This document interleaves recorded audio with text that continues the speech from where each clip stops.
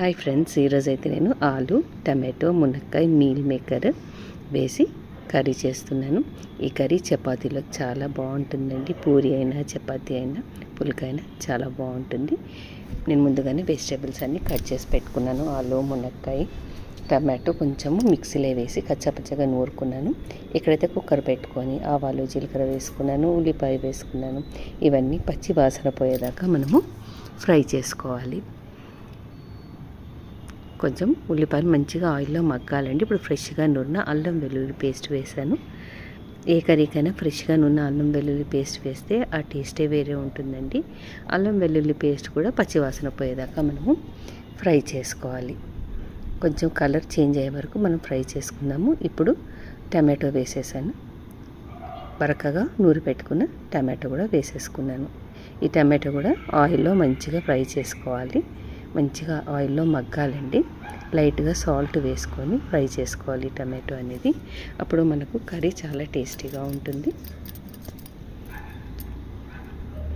ఇది ఇలా ఆయిల్ తేలే వరకు మనం ఫ్రై చేసుకొని కొంచెం పసుపు వేసుకున్నాను. పసుపు వేసుకొని కలుపుకొని మంచిగా కొంచెం దగ్గర అయ్యే వరకు మనం ఫ్రై చేసుకోవాలి టమాటో అనేది.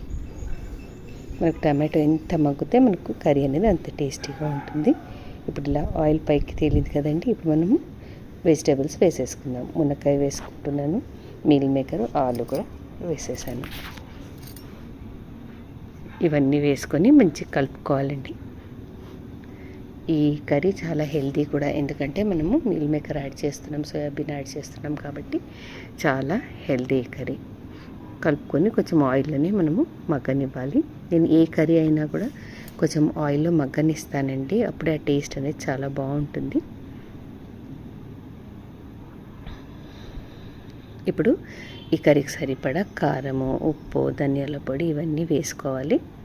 వేసుకొని మంచిగా కలుపుకొని ఇదైతే ఒక్క విజిల్ అయితే సరిపోతుందండి. మనకు ఒక విజిల్ పెట్టుకుంటే కర్రీ అనేది రెడీ అయిపోతుంది. ఎందుకంటే మునక్కాయ తొందరగా ఉడికిపోతుంది, ఆలు తొందరగా ఉడికిపోతుంది, మీల్ మేకర్ కూడా మనకు అసలు ఉడికించిన అవసరం లేదు. వాటర్లో ఒక 15 మినిట్స్ సోక్ చేసుకుంటే చాలు. నేనైతే కుక్కర్ కూడా పెట్టలేదండి, మూత పెట్టలేదు. మామూలుగా ఇలా మూత పెట్టుకొని ఉడికించుకున్నాను. నాకు ఒక 15 మినిట్స్ పట్టింది. ఇప్పుడు సరిపడా ఉప్పు వేస్తున్నాను. ఉప్పు వేసాను, కలుపుకొని మూత పెట్టుకొని చిన్న మంట మీద మనము ఈ కూర ఉడికించుకుంటే ఎంతో టేస్టీ అయిన కర్రీ రెడీ.